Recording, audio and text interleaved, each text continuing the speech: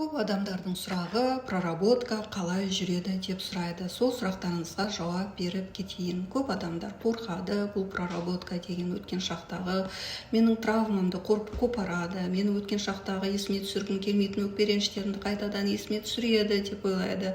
Бірақ ол олай емес. Сіздерде өткен шақта болған жағдайдан өзіңізге түйіп алған теріс установкалармен жұмыс жасалынады. Басыңыздағы дұрыс емес программалар, мысалға қазіргі күйеуіңіз ұнамай ма, жұмысыңыз ұнамай ма, ақша жоқ па, осының артқы жағында сіздегі теріс установкалар, миыңыздағы дұрыс емес программалармен жұмыс жасау арқылы өзіңізге осознанность келеді. Саналы түрде соны түсінген кезде сізде өзі шешіле бастайды. Сондықтан да егер сіз өзіңіздің теріс установкаларыңызды тауып, неге қазіргі ситуация сізде болып жатыр, соның мәнін біліп, сол ситуацияларды өзгерткіңіз келсе, миыңыздағы программаны өзгерткіңіз келсе, өміріңізді өзгерткіңіз келсе, проработкаға жазылуға болады. Ол үшін маған жекеме проработка сөзін қалдырсаңыз болады. Ақылы түрде өтеді, онлайн 1,5-2 сағат өтетін